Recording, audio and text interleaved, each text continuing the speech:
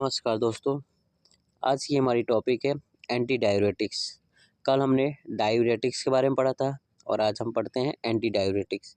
Diuretics जो होती है वो हमारे यूरिन के फ्रीक्वेंसी को बढ़ा देता है और जो एंटी डायूरेटिक्स होती है वो यूरिन की फ्रीक्वेंसी को कम करने का काम करता है। तो चलिए हम इसके इंट्रोडक्शन के बारे में बात करते हैं। तो an anti diuretics are the agent that reduce urine volume opposing diuretics. मतलब कह रहा है जो एंटी डायूरेटिक्स होती है ये हमारे यूरिन के वॉल्यूम को कम करने का काम करता है, मतलब यूरिन के फ्रीक्वेंसी को कम करता है। हम जैसे कि इसके ये जो होता है डायूरेटिक्स के अपोजिट काम करता है। तो डायूरेटिक जो होती है यूरिन की फ्रीक्वेंसी को बढ़ा देती है और एंटी डायूरेटिक्स जो होती है वो यूरिन की फ्रीक्वेंसी को कम करती है। अब हम बात करते हैं इसके डेफिनेशन के बारे में। तो anti diuretics drugs also known as vasopressin analogs are medications that reduce urine product and regulate fluid balance in the body. They are used to treat condition like diabetes insipidus. Anti diuretics drugs also known as vasopressin. मतलब कह रहा है anti diuretics को vasopressin के नाम से भी जाना जाता है। Medication that reduce urine product and regulate fluid balance in the body. यह जो होता है हमारे बॉडी के अंदर यूरिन के प्रोडक्ट को कम करने का काम करता है और regulate fluid balance in the body. जब हमारे बॉडी के अंदर से यूरिन या फ्लूइड जो बॉडी से बाहर नहीं जाएगा तो ये क्या करेगा, हमारे बॉडी के अंदर जो इलेक्ट्रोलाइट होते हैं, जो फ्लूइड बैलेंस होती है, उसको रेगुलेट करने का काम करता है। They are use to treat condition like diabetes insipidus. यह जो होता है डायबिटीज इंसिपिडस जैसे डिजीज़ को ट्रीट करने के लिए भी इसका यूज़ किया जाता है। मतलब इसका जो डेफिनेशन होता है, ये इसका मतलब कहने का मतलब है कि जो एंटी डायूरेटिक्स जो एजेंट होती है ये हमारे यूरिन के फ्रीक्वेंसी को कम करने का काम करता है और हमारे बॉडी को फ्लूइड बैलेंस को मेंटेन करने का काम करता है। अब हम बात करते हैं इसके मैकेनिज्म ऑफ एक्शन। मतलब ये जो ड्रग्स होती है वो हमारे बॉडी के अंदर कैसे एक्शन शो करती है। तो reduce urine flow bye acting reabsorption of water bye kidney tubules. मतलब कह रहा है जो हमारा किडनी ट्यूब्यूल्स होती है वो क्या होता है, जो वाटर होती है, एक्सेसिव जो वाटर होती है उसका रीएब्जॉर्प्शन कर लेता है, जिससे कि हमारा जो यूरिन का फ्लो होता है वो कम हो जाता है।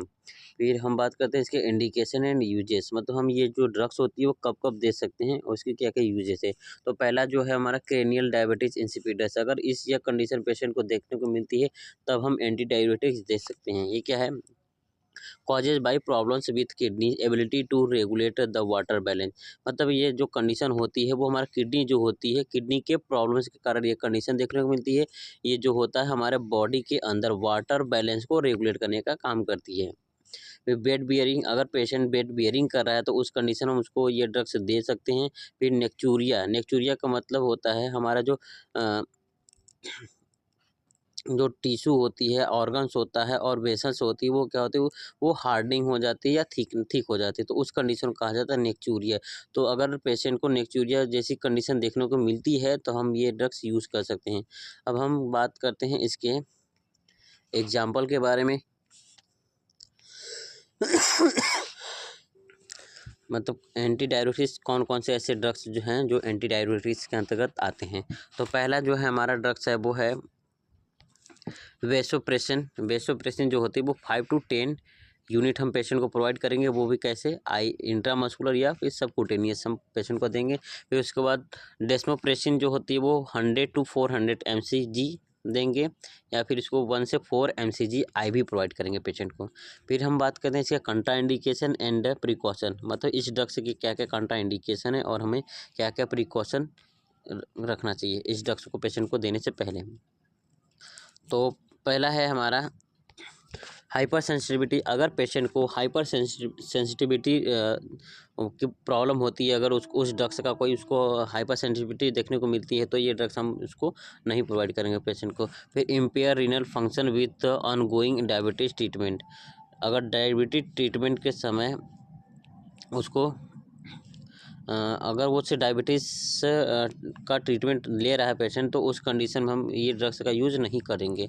फिर उसके बाद कार्डियोवैस्कुलर डिजीज़, कार्डियोवैस्कुलर की प्रॉब्लम होती है, तो उस कंडीशन में हम इस ड्रग्स का यूज़ नहीं करेंगे। फिर उसके बाद सिस्टिस फाइब्रोसिस का मतलब होता है जो हमारे टिश्यू ऑर्गन के अंदर इन्फ्लामेशन, इंजरी या हीलिंग के कारण जो उसके फाइब्रस टिश्यू होती है उसके अंदर स्कार टिश्यू का फॉर्मेशन हो जाता है, तो उस कंडीशन में पेशेंट को ड्रग्स नहीं प्रोवाइड करेंगे।